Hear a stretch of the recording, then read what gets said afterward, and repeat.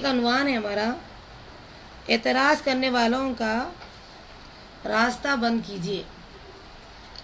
जो लोग एतराज़ करते हैं उनका रास्ता कैसे बंद किया जाना चाहिए। असल में बात कहने की यहाँ ये है, लोगों के दिलों में एक दूसरे के खिलाफ नफरत के बीज बोने का बड़ा सबब ज़ुबान के मफासिद हैं। ज़बान जो बेकार बात कहती है, फासिद बात उसकी ज़ुबान से निकलती है, ये जो है नफ़रत के बीज बोने वाली बात है। अक्सर लोगों के दिलों में नफ़रत के बीज इसी वजह से बोए जाते हैं। मफासिद ज़बान में एक फ़साद क्या है? एक फ़साद ये है कि बाज़ लोग बग़ैर सोचे समझे दूसरों की बात काट कर इन पर एतराज़ात की बौछार कर देते हैं। बाज़ लोगों की ये आदत बन जाती है कि बात पूरी सुनते ही नहीं, बात काट के अपने एतराज़ात शुरू कर देते हैं। इससे क्या होता है कि बात सामने वाला कुछ बोलना चाहता है, वो अपनी बात को मुकम्मल भी नहीं किया, ये एतराज़ात शुरू कर दिए। इससे क्या है, लोगों के दिलों में नफ़रत की आग भड़कती है। यूँ फरीक़ैन में झगड़ा होता है तो दिलों की जो दूरी है उसका बात सिर्फ ज़बान बनती है। आपस में जो झगड़ा होता है उसको नज़रअंदाज करने की बात होना चाहिए। जैसा कि मिसाल के तौर पर कोई आदमी ऐसी गुफ्तगू कर रहा है, आपको पता है कि उसका लेवल कहाँ तक है, उसकी दिमागी सलाहियत कहाँ तक की है। अब गैर ज़रूरी हम बहस पढ़ने के या उसको जो है बहस में मुब्तला करने के खुद हम जो है एहतियात कर लें कि भाई ठीक है, बात दुरुस्त है, इस तरीके से बात जो है ख़त्म करने की कोशिश करें। दूसरी चीज़ बताई जा रही है कि तमाम लोगों की इस्लाह करना और इन्हें शरई आदाब व अहकाम का पाबंद बना देना मुमकिन है।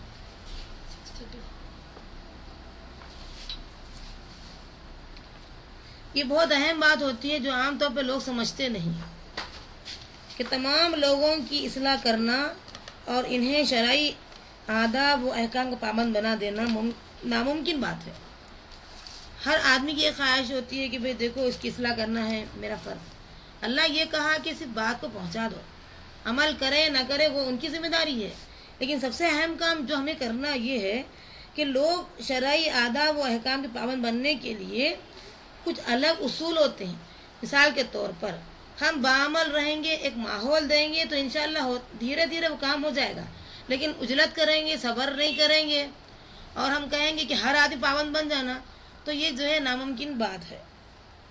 कुछ लोग कहते हैं कि लोगों को यूं करना चाहिए, लोगों को फलां जो है बात पाबंद होना चाहिए, लोग ऐसा क्यों नहीं करते वगैरह वगैरह। ये सवालात है जहनों में लोगों के, ऐसा होना चाहिए, वैसा होना चाहिए, ये क्यों नहीं करते, वो क्यों नहीं करते। इस बहस में सरे से पढ़े ही नहीं कि लोगों को क्या करना चाहिए, बल्कि ये सोचे कि हमें क्या करना चाहिए। जो इंसान ये तय कर लेता है कि हमें क्या करना चाहिए, तो फिर उसको जो है ना अपनी जो है बारे में जो वीक पॉइंट्स है वो नज़र आते हैं, माइनस पॉइंट नज़र आते हैं, और हम उसी तरफ अपना रुझान कर लेते हैं कि भाई इस तरीके से हमें रहना चाहिए, हमारे अंदर ये जो कोताही है, ये जो कमी है, वो इंशाल्लाह हम ऐसे पूरी कर लेंगे। तो लोगों की तरफ हमारा दिमाग जाता ही नहीं, हम अपनी इस्लाह में वक्त लगा देते हैं। और जो लोग दूसरों की इस्लाह करने में वक्त लगा देते हैं उनकी इस्लाह तो मुमकिन ही नहीं कि वो हो, क्योंकि उनका ज़्यादातर जहन जो है काम करता है बस यही कि उन्हें वो ये कर रहा है, इसको ऐसा नहीं करना चाहिए था, वो ऐसा क्यों किया है वगैरह वगैरह। इन्हें खुद तो पाबंद नहीं है शरीयत की, दूसरों की पर बड़ी बड़ी उंगलियां उठाई जा रही है। जैसा कि मिसाल दी जा रही थी कि उंगली अगर शहादत की एक तरफ किसी इंसान को की जाती है तो जाहिर सी बात है 3 उंगलियां खुद उसकी तरफ जा रही है। किसी को एक मरतबा आप एक बता रहे हैं कि वो एक गलती ऐसे नहीं करना चाहिए, तो खुद उसके बाद तो 3 गलतियां मौजूद है। तो इस तरीके से इंसान अपनी तरफ ज़्यादा गौर करें और एक ऐसी बात कहे जिससे जो है उसको तकलीफ भी ना पहुंचे और बात समझ में भी आ जाए। दूसरा पॉइंट क्या है कि आप किसी अछूते मौजू पर बात करना चाहते हैं जिसके मुतालिक आपको यकीन है कि इस पर एतराज़ करने में जल्दबाजी का मुजाहरा करेंगे, तो ज़रूरी है कि बात जो असल है इसी तरफ लाने से पहले तमहीद बाने जिनमें इन मुमकिन सवालात के जवाबात हों जो लोगों की तरफ उठाए जाएंगे। جیسے کہ بعض لوگوں کا طریقہ ہوتا ہے کہ کسی موضوع پر اگر ہم لانا چاہتے ہیں جلد بازی سے کام لیتے ہیں. کبھی بھی کسی معاملے میں جلد بازی اچھی چیز نہیں ہے. کوئی چیز جیسا کہ نبی صلی اللہ علیہ وسلم کا واقعہ میں ابھی سمجھاؤں گی میں، اس سے اندازہ ہوگا کہ نبی صلی اللہ علیہ وسلم کس قدر سمجھے کہ متحمل مزاج اور سامنے والے کا لحاظ کرنا، بات کا صحیح انداز میں پہنچانا، یہ آپ اس فن سے بہت یعنی ماہر تھے اس فن میں، اور ہم بھی انشاءاللہ اسی نہج پر اپنے آپ کو لائیں گے. یہاں بتایا جا رہا ہے بعض لوگ اعتراض کرنے والوں کو ایسا عمدہ جواب دیتے ہیں کہ اس کے فرار کے تمام راستے مسدود ہو جاتے ہیں، یعنی دور ہو جاتے ہیں، بالکل ختم ہو جاتے ہیں. کیسے مطلب اعتراض ایسا کریں، ایسا عمدہ جواب دیں کہ اس سے جو ہے اعتراض کی کوئی گنجائش نہ نکلے. یہ اعتراض کب پیدا ہوتا ہے؟ آپ اس کی گنجائش رکھنے پر پیدا ہوتا ہے. آپ اس کو گنجائش ہی نہ رکھنے دینا کہ اعتراض کیا چیز ہے. ایک دفعہ کا ذکر ہے کہ ایک صاحب ایک محفل میں گیس اسٹیشن پر دو آدمیوں کے درمیان ہونے والی جھڑپ کا احوال بیان کر رہے تھے. گیس اسٹیشن پر کیا ہوا کہ دو آدمی جھگڑا کر رہے تھے، ان کے بارے میں بیان کر رہے. ان کی لڑائی نے شدت اختیار کی تو پولیس آ گئی اور ان دونوں کو تھانے جانا پڑا. کسی نے کہا، ان میں جو آدمی موجود تھے وہ دونوں کے بارے میں کیا کہا، ایسا نہیں ہوا، یہ سبب ہے غلطی کا، فلاں کی ہے یہ غلطی، یہ فلاں کی غلطی ہے، یہ انہوں نے نہیں کرنا چاہیے تھا. طرح طرح کی، حالانکہ پوری بات سنے ہی نہیں وہ لوگ، لیکن اپنی طرف سے جو ہے نا ایسی باتیں بول رہے اس کی غلطی نہیں ہے، نہیں فلاں کی غلطی ہے، سبب یہ بنے ہیں وہ نہیں بنے، اس طریقے کی جو باتیں کر رہے تھے. تو یہ صاحب جو تھے انہوں نے کیا کرا کہ بڑے کمال مشقت سے اپنے غصے کو قابو پاتے ہوئے کہا اطمینان کے ساتھ، کیا آپ اس واقعے کے وقت وہاں موجود تھے؟ یعنی کوئی تھرڈ پرسن غیر ضروری باتیں شروع کر دی، ان کی غلطی ہے، ان کی غلطی، اس طریقے سے. تو یہ جو صاحب تھے انہوں بہت غصے کو دباتے ہوئے بات کر رہے ہیں، اطمینان سے پوچھ رہے ہیں کیا آپ اس وقت موجود تھے جب یہ واقعہ پیش ہوا ہے؟ کہے لگے نہیں. پھر آپ کسی عینی شاہد کو دیکھے، انہیں کوئی آنکھوں سے دیکھا تھا جو آپ کو بیان کر رہا تھا ایسا؟ انہوں نے کہا نہیں. کیا تفتیشی کارروائی کے متعلق آپ پڑھ چکے ہیں کیا؟ بولے نہیں، ایسے کوئی کارروائی اس تعلق سے میرا کوئی علم نہیں ہے. پھر ذرا زور سے کہے یہ، اچھا تو آپ مجھے کیسے جھٹلا رہے ہو جبکہ آپ کو کسی چیز کا پتہ ہی نہیں؟ تو یہ انداز ہوتا ہے کہ پہلے آپ اس چیز سے سوال کرتے چلے جائیں، اعتراض کے موقع سے پہلے اس کو آپ کی تمہید ایسا باندھ دیں کہ پھر وہ سوال نہ کر سکے. مجھے ان کا یہ انداز پسند آیا. انہوں نے اعتراض کرنے سے قبل مناسب تمہیدی جملوں کے ذریعے سے مد مقابل کے لیے فرار کے راستے بند کر دیے کہ اب آدمی کو موقع ہی نہیں ملا کہ فرار یعنی وہ جو ہے اعتراض کی کوئی راستہ کھول لے. اسی طریقے سے ایک بار کا واقعہ ہے نبی صلی اللہ علیہ وسلم کے دور میں جنگ بدر میں قریش کے جو جنگجو مسلمانوں کا مقابلہ تھا، مسلمانوں کا جب مقابلہ ہوا اس کے لیے جو مطلب روانہ ہوئے تھے کچھ لوگ، تو بعض دانشمند حضرات مسلمانوں کے مقابلے کے لیے تیار نہیں تھے جانے کو. وہ نہیں چاہتے تھے کہ مسلمانوں کا مقابلہ ہم کریں. بہت عقل مند لوگ تھے، سمجھدار لوگ تھے. اب یہ چاہ رہے تھے کافر لوگ کہ مسلمانوں کے مقابلے میں تم کو بھی آنا ہوگا کیونکہ تم مسلمان نہیں ہوئے، لہذا تم کو بھی آنا ہوگا، ہماری تعداد بڑھانی ہوگی. تو زبردستی خواہ کے ان لوگوں کو لے کر گئے. جب زبردستی قوم کے لوگ کھینچ لائے تو نبی صلی اللہ علیہ وسلم کو یہ بات معلوم ہو گئی. آپ نے سوچا کہ لڑائی سے قبل ایک پڑاؤ میں صحابہ سے بات کر لیں، کیونکہ آپ کے علم میں تو آ گئی یہ بات کہ یہ لوگ زبردستی آئے ہیں، یہ لوگ کوئی لڑنے کی جو ہے ادا نہیں ہے، یہ ہم سے لڑنا نہیں چاہتے ہیں.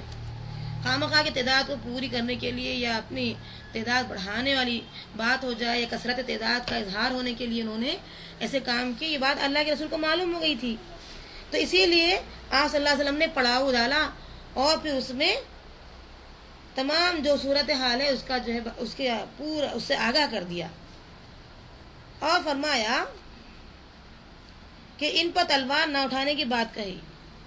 اگر میں یہ کہہ دوں کہ میں ان پر تلوار نہ اٹھاؤں تم لوگ یہ ان کے پاس تلوار نہیں اٹھانا. تو کچھ لوگ بولیں گے ارے یہ تو غلط بات ہو گئی نبی صلی اللہ علیہ وسلم کی کہ فلاں کے پاس تلوار نہیں اٹھانا بول رہے ہیں, فلاں کی تلوار اٹھاؤ بول رہے ہیں, یہ کیا بات ہے؟ تو کچھ اب جو ہے یہاں پہ پارشلٹی چل رہی ہے, یہ بات آ سکتی ہے نبی صلی اللہ علیہ وسلم کے اوپر. تو آپ نے کیا صورت اختیار کی اس صورت حال, یعنی میں کیا کیا آپ صلی اللہ علیہ وسلم, آپ جانتے تھے کہ لوگ سوال کریں گے آپ پر, تو آپ نے کیا کیا, ان لوگوں کو جو لڑائی کے لیے نکلے ہیں ان میں سے چند افراد کیوں مستثنی قرار کر دیے جائیں گے, یہ سوال کا جواب دینا ہے مجھے, یہ بات بتائے. میں کچھ لوگوں کے بارے میں بتانا چاہتا ہوں کہ کچھ لوگ زبردستی یہاں آئے ہیں, یہ بات بتانا چاہتا ہوں. سوال شروع کیے. میں جانتا ہوں کہ بنو ہاشم اور دیگر قبائل کے چند افراد یہاں مجبوراً آئے. کس کو کہے؟ پڑاؤ میں جو صحابہ موجود تھے ان سے کہے کہ یہاں کچھ لوگ مجبوراً آئے ہیں, ان کا جو ہے کوئی خاص مقصد نہیں ہے کہ وہ ہم سے جنگ کرے, بلکہ ان کا جنگ سے کوئی واسطہ بھی نہیں ہے. یہ تمہید دی, یہ آپ بیان کیے پہلے. اس کے بعد آپ نے فرمایا تو آپ میں سے جو بنو ہاشم کے کسی آدمی کو اپنے سامنے پائے تو قتل نہ کرو, کیونکہ یہ لوگ زبردستی آئے ہیں, ان کے اندر لڑائی کا کوئی جذبہ نہیں ہے اور لڑائی سے کوئی واسطہ بھی نہیں ہے ان کو. تو اگر وہ ہمارے سامنے آ جائیں, تلوار کی زد میں آ جائیں, تو ان کو قتل نہ کرو. اور جو عباس بن عبد المطلب کے سامنے آ جائے, کیونکہ عباس رضی اللہ عنہ کے بارے میں اللہ کے رسول صلی اللہ علیہ وسلم کی دعا تھی کہ اللہ عباس رضی اللہ عنہ کو اسلام کی دعوت دے دے, اور اللہ کے رسول نے جو دعا دی, اللہ نے دعا قبول کی ان کے حق میں. بہت تڑپ تھی اللہ کے رسول صلی اللہ علیہ وسلم کو, تو اس وقت تک وہ ایمان نہیں لائے تھے مگر عباس رضی اللہ عنہ. تو عباس بن عبد المطلب یعنی چچا, اگر وہ ان کے سامنے آ جائیں تو ان پر بھی تلوار نہ اٹھائے, کیونکہ یہ بھی زبردستی لائے گئے جنگ کے اندر. جنگ بدر کا واقعہ شروع کی باتیں ہیں, یہ بعد میں ایمان لائے یہ اور بات ہے. اور جو جس قدر یعنی زبردستی مجبوراً میدان میں کھینچ لائے گئے ہیں, تو یہ کام آپ لوگ یاد رکھتے ہوئے آگے بڑھنا چاہیے. یہ تمہید آپ نے بیان کر دی. تو اندازہ کیا ہوا آپ کو اس سے یہ بات معلوم ہوئی کہ نبی صلی اللہ علیہ وسلم کوئی پارشلٹی نہیں کر رہے ہیں, بلکہ حقیقت کو واضح کر دیے ہیں کہ زبردستی لائے گئے ہیں, لہٰذا آپ ان کے ساتھ معاملہ نہیں کرنا چاہیے. نصیحت کیا ہے ہمارے لیے؟ اس میں ذہانت سے کام لینا چاہیے. کوئی بھی کام ہو تو ذہانت سے لینا چاہیے. قبل اس کے کہ لوگ رات کو آپ کے ہاں آئیں, آپ کے گھر آئیں, آپ دوپہر کو ان کے پاس چلے جائیں. مطلب یہ کہ لوگ راحت میں آ کر واقعہ بیان کرے, دیکھو ایسا کرے, یہ انہوں بہت پارشلٹی کر رہے ہیں, ان کے اندر یہ جذبہ ہے, معلوم ہوا کل کیا کرے. ایسی بات نہیں ہونا چاہیے. ان ایڈوانس رات میں لوگ آنا چاہ رہے ہیں اگر آپ کے پاس, تو آپ دوپہر میں پہلے چلے جاؤ اور یہ بات واضح کر دو, کوئی یہاں پارشلٹی نہیں کی جا رہی ہے, یہاں حق کو واضح کیا جا رہا ہے, رات کو ہم یہ کام کرنے والے ہیں. یہ زیادہ بہتر بات ہے. تو نصیحت کیا کی جا رہی ہے؟ قبل اس کے کہ لوگ رات کو آپ کے گھر آئیں, آپ دوپہر ہی کو ان کے پاس چلے جائیے. تو یہ ہے آپ کے لیے نصیحت کا پیغام. اس طریقے سے انشاءاللہ ایک اور بھی نصیحت کی بات یہ بیان کی جا رہی ہے اسی کے اندر کہ کوئی بھی کام اگر ہم کر رہے ہو تو انتظار کرنا چاہیے. ہم عجلت کرتے ہوئے یعنی جلد بازی سے ہم کچھ بھی کام لینا چاہتے ہیں تو وہ ہمارے حق میں بہت بری چیز ہو جاتی ہے. تو اعتراض کرنے میں جلدی نہ کریں. کسی پر اعتراض کرنا ہے تو بہت سوچ سمجھ کر انتظار کر کے اعتراض کرنا چاہیے. فوری اگر آپ ہرے کے پاس جا کے ایسا نہیں ہونا چاہیے تھا, ویسا نہیں کرنا چاہیے تھا, اس سے خود کی ذات کو نقصان پہنچتا ہے اور دین پر بھی اس کا بہت برا اثر پڑتا ہے. جیسے میں اس تعلق سے بتاؤں گی, ایک صاحب کیا کر رہے تھے فن مکلمہ پر, یعنی جب ہم بتائیں ابھی آپ کو اس سے پہلے کہ گفتگو کا جو فن ہوتا ہے اس پر ہم لوگ بات کر رہے تھے. تو ایک لیکچر تھا ان کا اپنا, تو اس سلسلے میں انہوں نے قرآن کی ایک آیت سورہ یوسف کی پڑھی. اس میں کیا تھا لکھا ہوا؟ وَدَخَلَ مَعَهُ السِّجْنَ فَتَيَانِ, داخل ہو گئے ان کے ساتھ قید خانے میں دو نوجوان. اس کے معنی ہے دو نوجوان ان کے ساتھ قید خانے میں داخل ہو گئے. اب اس پر ایک بڑا قصہ ہو گیا. کسی نے کہا اچھا یہ بتاؤ کون پہلے گیا؟ یوسف پہلے گئے. दूसरे ने कहा नहीं नहीं नहीं, वो 2 नौजवान पहले गए। तीसरे ने कहा नहीं नहीं नहीं, वो यूसुफ ही थे पहले जो गए। इस पर बहस हो रही है, पहले कौन गए इस पर बहस हो रही है। तो ये जो साहब जो लेक्चर दे रहे थे उन्होंने खामोश कर दिया, उनको सुनने वालों को खामोश कर दिया और कहा कि ये जो अंदाज है तुम्हारे सवाल का कि यूसुफ पहले दाखिल हुए या वो 2 नौजवान पहले दाखिल हुए, यूसुफ पहले दाखिल होते भी कोई मतलब नहीं है और 2 नौजवान पहले दाखिल होते मतलब नहीं, या यूसुफ अलैहिस्सलाम के साथ दोनों भी दाखिल होते कोई मतलब नहीं है। बात तो एक ही है, बात तो एक ही है। क्या ये मसला इतने इख्तिलाफ बहस तकरार का जो है मोहताज था? ये कोई बात ही नहीं है कि यूसुफ पहले गए, 2 नौजवान पहले गए, ये इस तरीके की बात नहीं हुई। तो लोग जो है दुनिया में ऐसे ही काम करते हैं, पूरी बात सुनते नहीं, इंतजार करते नहीं, उसी बात पर बहस शुरू हो जाती है। उन्होंने पहले इन्हों बाद में, अरे बात तो यहाँ ये तो मसला ही नहीं है, तो पहले हो या साथ में हो या बाद में हो, ये कोई मसला ही नहीं है। तो बहस और तकरार की जो बात आ रही है, इससे हमारे जो है गुफ्तगू फन मुकालमा और इससे जो है हमारी मतलब ज़हनी सलाहियतों का अंदाज़ा होता है लोगों को। हमेशा इंतज़ार करना चाहिए मामलात करने में। वाकई बसावखा ऐसा होता है कि हम लोग खामखा दूसरों की बात काट कर एतराज़ करना और सारी बात का मज़ा जो है किरकिरा कर देना, ये हमारा मशगला बन जाता है। बात पर बात किए जाते हैं, कोई बात ही नहीं होती है, उस पर हम जो है खामखा के एक अहम मौजू पे बात करना चाहते हैं, वो बात काट करके जो है काम के मज़े को किरकिरा कर देते हैं।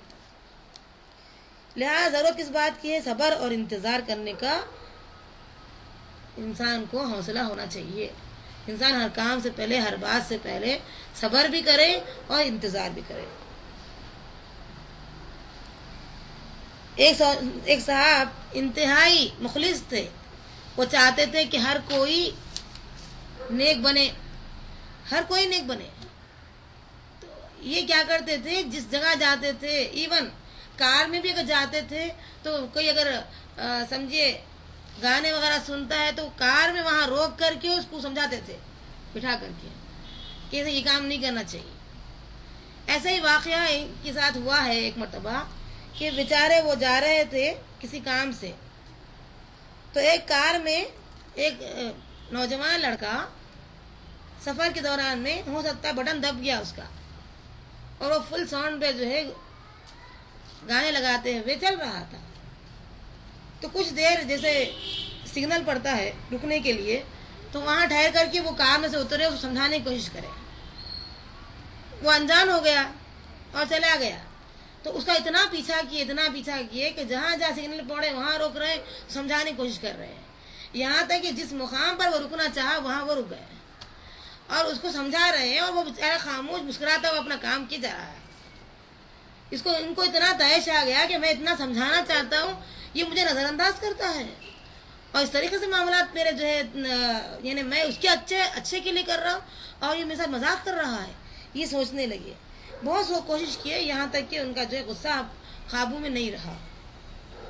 उसके बाद उन्होंने क्या बताया कि देखो, मैं जो तुमको समझाना चाहता हूँ ये मेरी नसीहत है, गौर करो कि तुम इस तरीके से जोर से जो है गाने वगैरह नहीं सुनना चाहिए और ये तुम्हारे लिए नुकसानदायक बात है आखिरत के हिसाब से।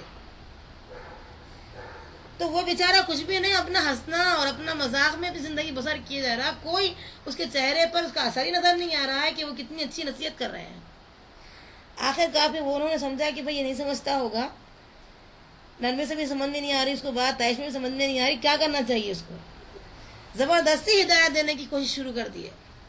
तो वो बेचारा जोर से जो है ये कहने लगा, चिट्ठी बताया कि मैं गूंगा भी हूँ, बहरा भी हूँ, मुझे लिखकर बताओ।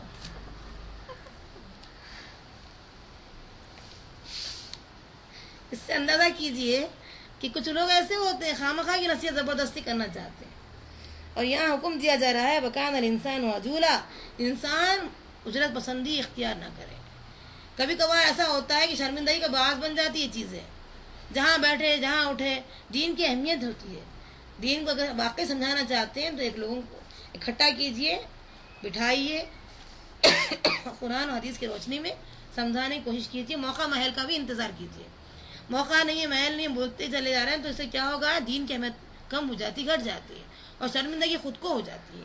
چنانچہ اللہ نے فرمایا کہ صبر جو ہوتا ہے وہ شرمندگی سے بچا لیتا ہے۔ انسان صبر سے کام لے، شرمندگی سے بچ جاتا ہے، دین کی اہمیت کا اندازہ ہوتا ہے۔ آپ دین کی باتیں جو ہے اتنی جو ہے ایسا بار بار سمجھانے لگیں گے تو اس کی اہمیت جب گھٹ جائے گی تو لوگ دین کو جو ہے ایسے ہی اس طریقے سے آج ہم جو دیکھ رہے ہیں جو نقشہ وہی نقشہ نظر آئے گا۔ لہٰذا دین کی بڑی اہمیت ہے، سمجھانے کے لیے اس کا موقع محل اور ہر چیز کو جو ہے کاؤنٹ کرنا چاہیے، تب جا کر کے بات بتائیں گے تو صبر کے ساتھ، انتظار کے ساتھ یہ معاملہ طے ہوگا۔ اللہ تعالیٰ آپ کو مجھے صحیح عمل کی توفیق عطا فرما اور اعتراض میں اجلت نہ کرنے کی توفیق عطا فرما۔